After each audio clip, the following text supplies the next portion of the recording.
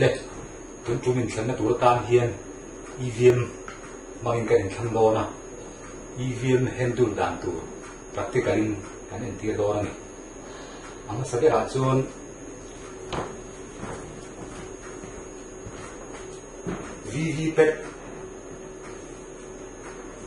VVPET connecting cable hi CU again connect to CU again connect ka chumi hu chon BU connecting cable hi VVPET again kan connect ve le ya ti chon unit pathum connecting cable te kan connect vek nuwa control unit power switch kan on ang power switch kan on na ti chuan EVM display panel a hian EVM chungchang kan khol man number ate a date and time ate le candidate kan nei za ate ni mon philanga ti chuan drop heavy VVPET thermal paper roll ahi viewing window tang hian te slip pasani apin tha anga ti chuan EVM him han thei turin tu na hian in process me kani chumi chung chu fa ni tu hemi display panel tang hian kan EVM hen check me ka man thei turin tu na hian in process me kani ti in display san me ka kan pol data te try mate candidate kan nei za te kan EVM control unit serial number te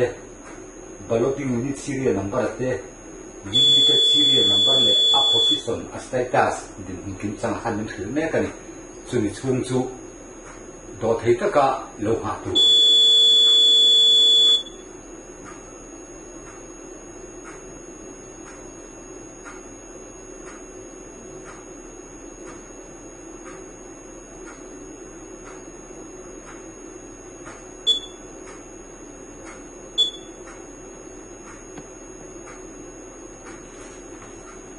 EVM unit pathum te interconnecting cable mangin VVPET hi CU BU connecting cable hi VVPET kan connect ka chumi hu chuan power switch kan off kan on na ti chuan EVM is ready ti minimum supply a EVM ya kan thei ta ti na ni tu na hian mok pol kan nei a in thlanna tak ta chuan mok pol hi bo som nga a tu ka ni chuan tu na hian a hmasa ka chuan hemi CU balot button hi kan on anga ti khan visual min don te a red lamp en roka helai hian post kan tia power on cell test ti na khan dia aza vai hian a eng ka kai ve ti ta ni ti chuan BU balot candidate button atang hian vote tha to ni tu ti khan vote kan tha ro chia khan helai view window atang hian ballot slip aron display a second sari vela langani chumi hu chuan a in dok thla a ti chuan beep sound ki vong voma beep sound a zo nu khan helai ballot button hi a on le ti na ni ti khan tu na hin vote ni na kan thla kham EVM a in on le ta ka a vote ni na kan thla sa a khatia candidate button atang an vote chi khan window again kan vote mi serial number ate symbol ate ahim te khasken sai in display sa ta chun drop box a alu thata ni drop box alu tho kha mokpol ballot slip kan ti ho khania mokpol a vo songa tha tu kan ti to kha chun kham ti ballot slip songa ho khana kila kan la chuka ama kan tek do nan tu na hi chun mokpol kan nei me ka a vo thum na tu kan vote ya kanan ona en kim a hoi ve dia chumi nu chuan candidate bottom ring kan vote le a pa mai ke in to view indoor tangin ballot slip indon display saka ti chuan vote box a kan lu ta ni khatiang han kan ti chho ze la vote songa mokpola ta na kan thak nu khan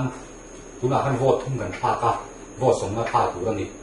ส่วนvoteสมมาทักมาง่ายแต่พุทธิละโมโปลvoteสมมากันท่าเราหุคัน close button เฮ้ลายนี้ยีน่าคอมพาร์ตเมนต์สูงมาให้ close button close ที่เราเรียกเบลดกับที่เนตูส่วนโปลกัน close ตา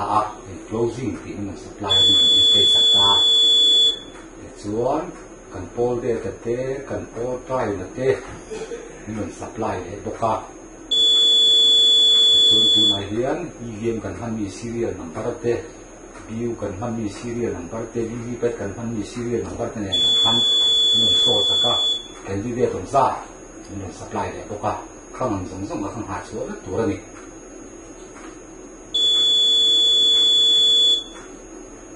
EVM result section อัตราการ display ลายเฮียนให้ลาย display เป็นลายเฮียน invalid ที่เราส่วนให้ลายอสิกุนที่อันนี้นะตัวนี้อันนี้ละว่าส่วนส่วน CRC เมตัวที่นี่ให้ที่ close result clear CRC ให้เมเรียมปวดระบิน close กันไปตาให้ลาย result นี้ supply ตัวสมน้องขาดหาส่วนตัวขาดตัวละคัน close มาตัวกันไปตากันที่เรียกกันในซาแต่เป็นมัน supply กันก็ส่วนนี้ส่วน result มาตัวนี้เมนี่ฉะนั้นโมโพลาเป็น vote ทุ่มทางมีอะค่ะคุยอะไรอะไรก็ติดเกมใน register ติดเกมที่เขาเช็คเองนั่น result มาตัวกันไปตาส่วน result มันถูกพิสูจน์ตัวนั่นโพ result มัน supply ตัวนะโพเด็กวินิสมทุ่มประกาศมาสังนิสมประกอบมัน supply อ่ะส่วนกัน call มัน serial number อาเตอดีตมันกินจังค่ะมันเพียรที่เล่นแม่กันสุนิสุโดดที่ก็มาตัวนี้มาส่วนละตัวเป็นที่เรียกสอบในปรุกันเนี่ยนักนักคอมมิชชั่นงานเราชวนที่แคนดิเดตของซาเจียโนตาเตลินปัสสริยากันโนคอมมิชชั่นกันโนเซ็ตทันเราเนี่ยตัวตัวโหวตกันท่าโหวตทุ่งอันนี้ส่วนแคนดิเดตอ้วนเฮียนโหวต0หัว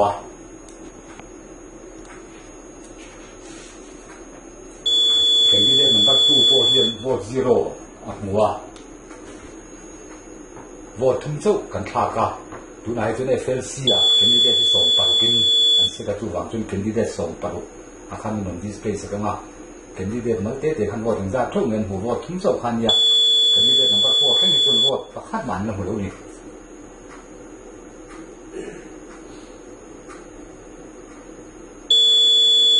แคนดิเดตนัมเบอร์5เป็นโหวตขัดหัวนี่ค่ะ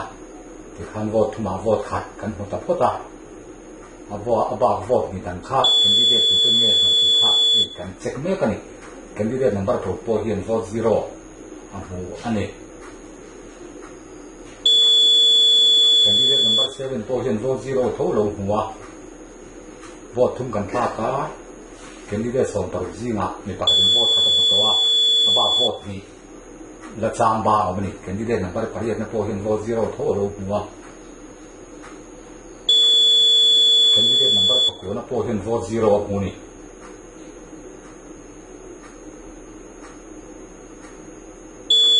โอ้ candidate number 10เห็น vote ขัดเร็วหัวเวนชื่อ vote ทุ่มมาข้างข้า vote นี่มู candidate ตัดหิน vote ขัดเร็วเห็นหัวตัว vote ขัด3บ้างแล้วมัน candidate 11โพเห็น vote 0ทุกหัว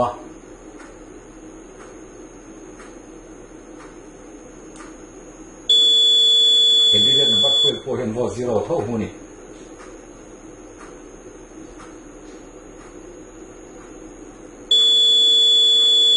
number 2เนี่ยปฐมนโพเห็น vote 0ทุกหัวปากขัดละจามบ้าค่ะตัวโนเบอร์เฮียน14เฮียนหัวนี่ค่ะที่ท่าน vote ทุ่มกันท่าก็ candidate ส่งปรุยิงกันคันมีปฐมจะเป็น vote ขัดทุกอันหัวส่งเนี่ยปานโพเห็น vote 0ทุกหัวนี่จน vote ทุ่มจะกันท่าก็วางส่งเนี่ยปฐมนโพเห็น vote 0บุตรนี่ที่ท่าน vote ทุ่มกันท่าก็ resultกันดีลงหาละ result นี่มันโซ่สัก vote ทุ่มมาค่ะ candidate ปฐมเป็น vote ขัดทุกอันหัวที่ท่านนี่มันคือละส่วนต่อไป ends นี่มัน supply ส่วนส่วน ni china vote thum kan register kha clear le na tur ania ni chun clear button hi me tu ti khan clear button kan heta helai siwa vote thum kan register to kha adili me kan tu la hian ti chun ai delete me ni ti kha candidate malte tin vote khat man ho to zero na kan nia helai gen vote register kha ma am lo ti khan no supply le do la ni candidate so me pro kan nia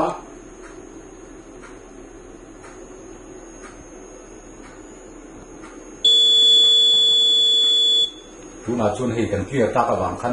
total vote pool vote tha vote register pakhat ma um to lo tin non supply ni candidate number 1 point vote mu tur ni lo zero khan ya kan delete vek to wangin aba zong som le paru ken khan vote pakhat ma an mu don lo ni chan chu vote on sa khan register sa kan delete kan clear vek to wangin kan clear tuna hei vote register pakhat ma um lo candidate ho hian vote zero vek kan mu a hei hi IMT ni thì kan so sak me kani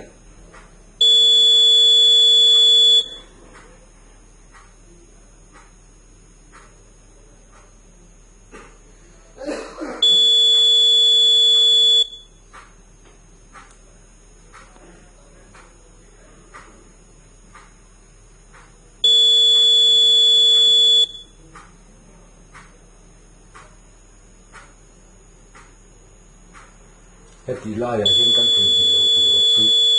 mokpo la khan vo songa tha tu kan ti to kha mokpo la vo songa kan tha ka kha ezem tene candidate tu atenge kan tha vo teng zagen an hu hlom ti kha kan no vi kama chu he mi si a register result men kan compare nga chu mi pia ma chuan ballot slip songa akha kan vote bi chu tene khan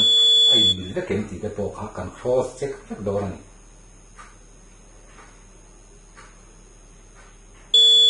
chuan mokpol vote sama kan tha zo hu kan close button hi he thi hi mi lo tu close button kan he tanga close button kan he duwa sama kha tu te nan nge an hu ti kha result ateng kan he chu ka result ni supply zo nuwa clear button mangin mokpol sama ha clear vek tur ni tuna hian clear me kani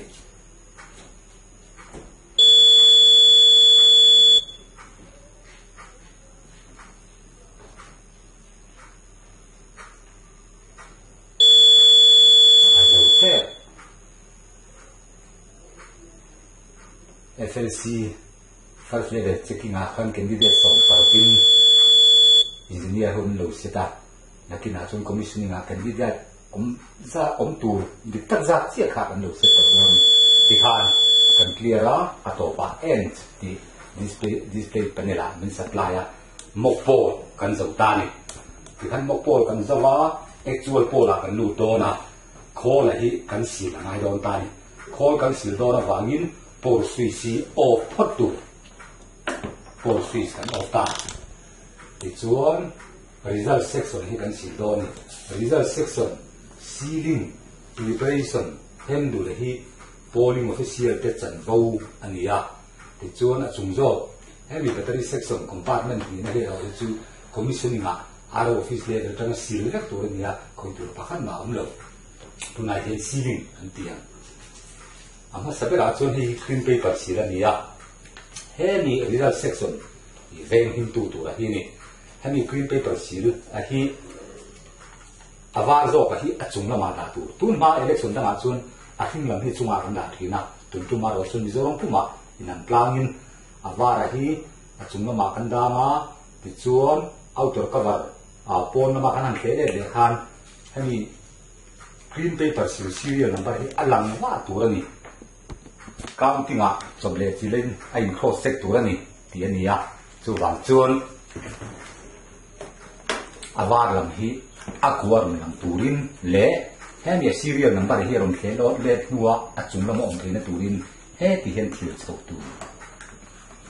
ti hian kan thil chawa ti ma chun he lai hian he signature pe nge tu green paper seal a serial number hi 17C account on vote recorded as yellow tu ni wang khan hei hi lo chin sia ri tu note down tu ti chuan presiding officer in signature pe nga polling officer ho ten signature an pe bok nga chumi hu chuan hei hi kan sil do na ni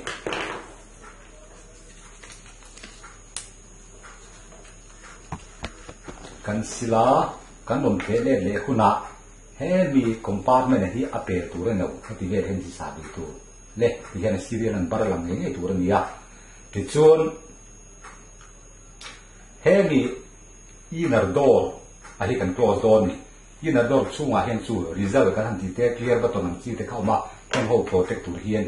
inner door hi kan sil kan khar door ni inner door kan khar door wall khan he mi close button kan han ti taka hi aveng tu turatan special tech kan protect door ni chumi pha chuan he mi inner door hi du dua ahon thei to lo na turin lazai ha sil tur hian lazai min kan silanga ve ni ve nge tu an ti a getin sweet ni sweet he tu kan sweet heta chumi nu chuan special tech he la hin go tu ni ta ni special tech hian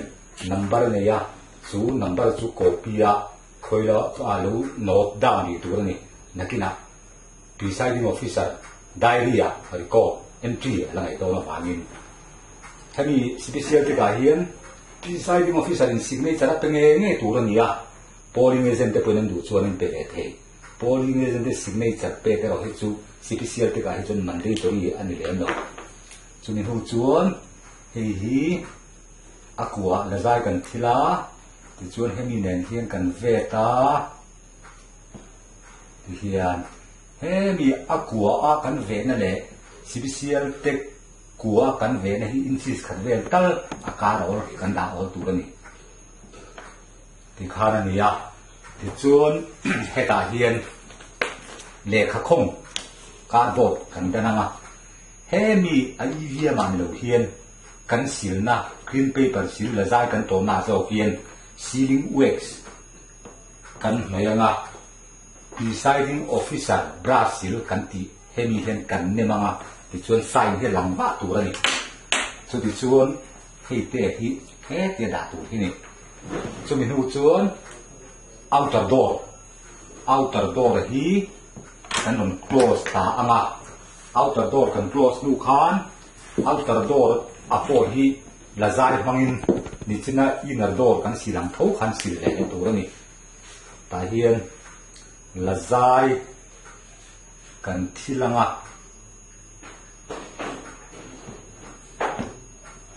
chu angetin vui ni sweet tur chumin hu chuan heta hian address te khai tu address te he simple kan nei lawa kan thela tur angai la heta hian address te kan khai na tu chuan address te kan khai na khan sil le tur ni sealing wax kan hoyanga presiding officer Brazil pok kan ta hian kan ne manga ti chuan helai hian address sila address te ka in khai wa do ni chumin hu chuan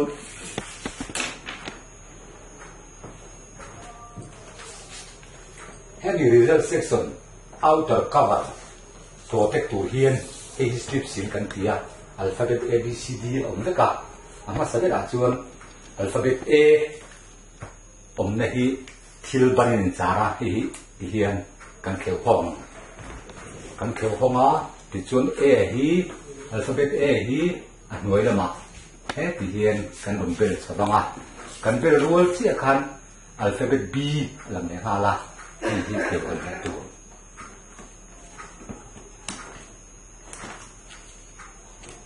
hian B lam hala B hi ama ave hian he tia nem cha be tu ni chuan C lam ne hala C hi ti hian kan kheu khoma ti chuan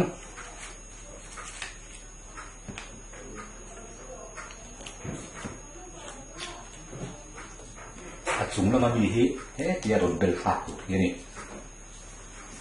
ti chuan hemi strip sila hi he ta result section outer cover hian kan ve kualama kan ve pula hian kan hian tu chu close button veng him tu rubber ke pa hi pole kan close bua close button hi me angai do na wangin hon alangaya chu wang chun kan hon na da lo turin strip je le ve tur ani chuan mi le nga pole akal laya ro kha chuan back ke pa hi khar nge nge tur a chan chu engmoti pal thu thua a chunga close button kha a cheta kan lo me tal chuan EVM hen close door na pole to door na chu wang chun kha phim khur le tu hian kan ve puala heta atopera alphabet D lo langa chu kheu han ne tu kan kheu honga ta hian kan bela hian chu ti chuan hemi strip sil outer cover kan ton na kan protect na hian presiding officer le polling agent te khan signature te thau tu ani ti kan result section sealing polling official te chan vo chu khati china kha alo nia hela hian address te khai tu kan thi kha ti chuan result section kan sil zo nu hian EVM drop box ne china mock poll ballot slip akha kan ha chuak do ani mock poll a hian vo som nga tha tu kan ti to kha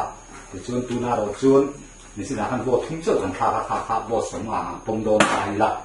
ti chuan tu na hian kan che kang hi mock poll slip ania ti chuan hi mock poll slip ani boka hi mock poll slip ani boka ke ro hi chu te slip ania mock poll slip ani la te slip kha paruk tu kan ti ni kha hi pakhat ta ni pasari zo kan hi pasari pathum paruk pasari hen ho te slip ani hi mock poll slip marking ballot marking a chuang vela azawai hian ti hian hi som nga ngai tai la hemi te slip nen hian mock poll ballot slip dana tura ta na black envelope material collect ruari in don mi a khan thun tu ai thunanga chuan envelope kha in char thapanga ako ma hian ballot slip for mock poll ti je tu chu ti chuan helai hian ballot slip for mock poll ti kan zia ka envelope hi kan chara kan char na hen signature pe nge tu agent te pon signature an pe yang chu mi chu hemi khung na tura ta na kan don mi bok plastic cup tia chu ta chuan thun tu ti chuan chu plastic cup a chu hetiang chi pink paper kan ti hian tron tu ti chuan hemi ballot mock poll ballot slip a hi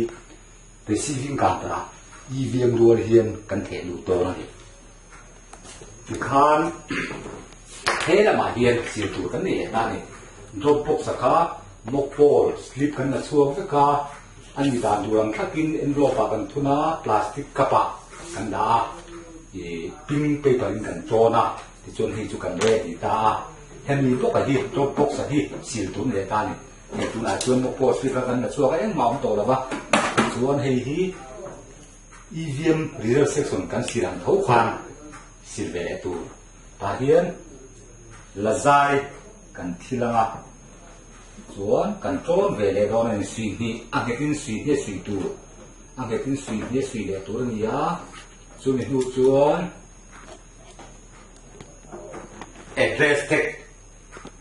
tag assembly kan ne ro kan the tu la ngai la address tag kha kan fi la panga kan polling station on na number hemi VVPAT number kan man ni number te ta chuan kan ziak nu tanga ti chuan address te he ta hian kan khai na heavy EVM akua tanga inches khan ve la hian address te kan khai a chumi kan khai na che chuan sealing wax mangin hi sil le thap turin ti hian chu ti chuan he ta hian address te ka in khai na va do ni he ta hian address te kan khai na result section akan in khai bokanga chu ti chuan mock poll kan zawa a sil tu zong kan sil ta ka tu na chuan actual poll ang kal do ni poll tak tak kan lu main kan EVM poll switch ka kan on ya poll switch kan on nga ti chuan EVM kan an on a khat ni rual khan he lai hian hei te slip pasani to ka kha menon pui sang don ni hani te slip a hi chu actual poll slip mo poll slip emo ani lava pasani pui na kha marking ma hi ama te slip marking ani a hi chu chiat tel to a han lo ti chuan helai hian ni china mo poll kan nei lai kan tiang tho khan display pen la hian kan EVM din hin chung cha ma te kan poll date te kan poll try ma te le kan hria tur hani status a battery chung cha an chi te pon ni se an kim mai kha a position a status ni non thulang chu chu nga chuwa vat phot tu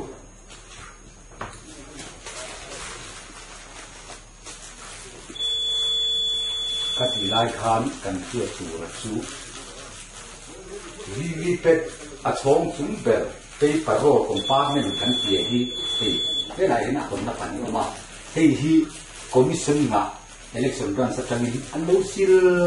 he kama khoi dang ban lo tu ti chuan an hung la ma hian hani thermal paper roll kan han ti ta protect tu ven tu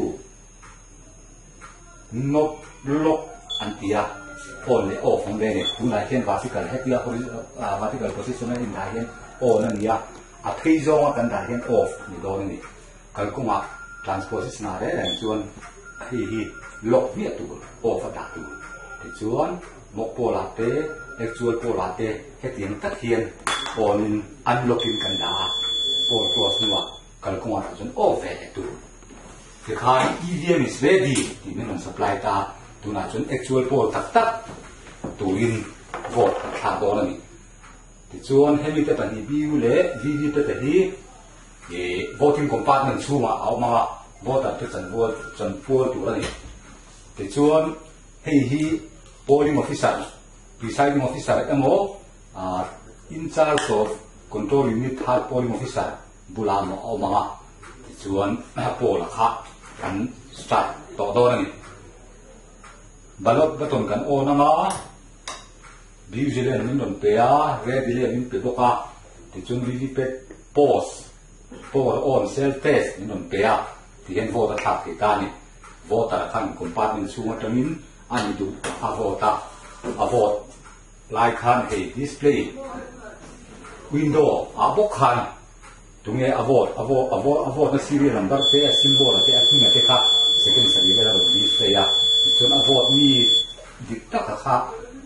a register ballot slip po apli na ni ti kha voter he na chople chirin he kholian a sat a hi fi nga la ni vote kha on le nga ngai te bokin vote ni he la he ni vote mi kha ballot slip mangin display ni kha khan voting machine honga kan election ai hi electorina a vote mi nge ya kha a register a paper apo atakin ai chulu ai register nga la ni ti chople chelin thu sakan ti khan vote akar la ka him da kar hina dana report pe tu ni ya report kan pe tu na total button atang hian total button pe hian vote in dang nge register to ti helai thing hian kan close check do ni ti chuan hemia vote register to that means supply le 17A register of voters second polling officer in charge second polling officer in a main train ni le first polling officer APR in a main train ma copy of electoral roll hemite pathuma hi englai point ain mil khat khat tu ni discrepancy of thiang lo ti khan kha vote ni kan kha ka vote in sang kan register to ti kan ni la vote ni non supply ta ni kan hu khan and display the banga ballot button hong bok hian vote ha chunzom le tu ani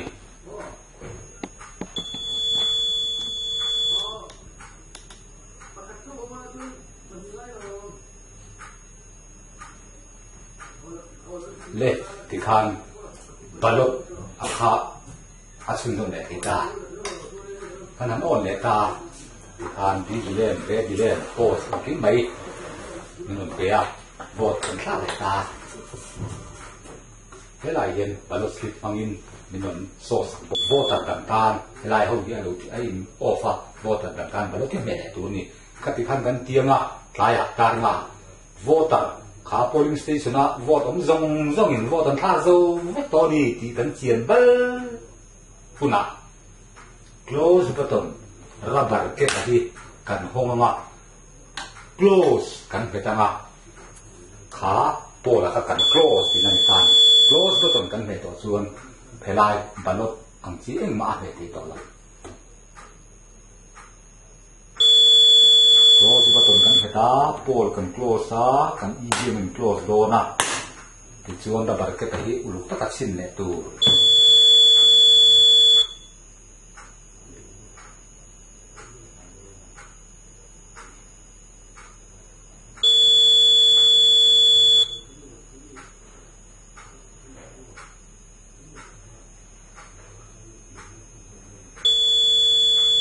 Paul and close ta Paul kan close sel nuwa chuan kan ti le tu ra chu Paul Swiss kan off Paul Swiss kan off nuwa forms paper fill up ngai zong kha uluk le muang chang lutuk si la bin thatakin thim kho takin kan fill up anga chuan kan form ton hawa kha ada na tu envelope te kan da avle ka nga special package kan TB ka kha EVM ruler rom le tu ho khania envelope mal te in election branch atama material kan don ruala kan don tel mangkhan kan azia kin kan khunglu tanga chung te chu 17C register of voters declaration by the presiding officer part 4 ta 1 to 4 ti chuan mokpol certificate presiding officer diary presiding officer additional report voter turnout report khang paruk te kha EVM ruling arum kalanga ti chuan khang envelope te kha sil na tu ani ti chuan second package statutory cover alu ti ho khom le ta chung chu ma copy of electoral roll kan ti te 17A register of voters kan han tiang chi te voter slip kan han tiang chi te le i khami ti salu tu ka container an je va kha khang ho statu ke ni i cover ro min ndom te kan ti chon thar te ke chom le a chu nan statutory cover kan tia khang a khana lu tu ram chi other copy of electoral roll ti te kha ngam no a container ali se ni je va kha khang ho kha nan statutory bi ka non tu na ma ti chuan him takina zawa hian receiving counter a thelu turin non hon do ni ti chuan form kan fill up zawa por switch kan off to a na chuan connector cable ho cha disconnector an ta ni phoi lak tu an ta ni ti chuan VVP ta kama CU kan thun jom na cable kan phoi kan disconnect a chuan chumi pi lama chuan DU tanga VVP kan connect na to ka kan disconnect le a chumi tu chuan kan ti le tu chu EVM hi kho la hi sil la ngai ta ni a sil na lai tu la hi ta kan khan material kan don roll khan VVP ka kani thermal roll compartment paper roll compartment hi commissioning a branch atangin D office level ten lo sil sa ti chun mo policy zo nuwa drop box sila ti chun pol close nuwa connecting cable kan disconnect nuwa hi select tu ni dan hi king pa sania kan mangin dawa ti chun hera hin sil tu ni chin kan sei ta kan khan khola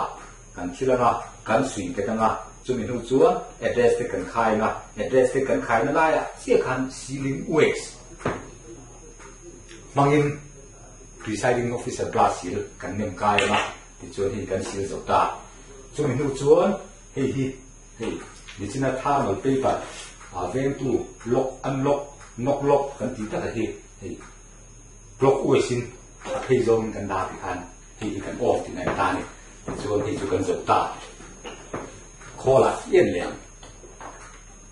mo pol kan ni zawa actual pol kan ni do na khan result section hi kan sil ta ve ka ti chuan pole kan close a cable kan disconnect a he sil le tu chu polling official te champu la chu CUB ga chuan result section le connector compartment he sil the ni alo tu hen mi te tani in chan bo le pole close no in sil tu la khani ti chuan hen te in sil zo vek nuwa hian a carrying case thawa ama ka ba thawa kan thun lu don ni ti hian he sign he ka ba akabara election commission of India sign hindi india ka he chung na ma ta se tu ti hian chung na kan da ma kan kho le he tian kan da lu ta kan close a chu mi hu chuan he asir tom le ya tu oma he ta hian la zai tu ka kha kan thil le nga kan sui he ta nga chu ta chuan atoma atom tomin address te kan khaya address te kan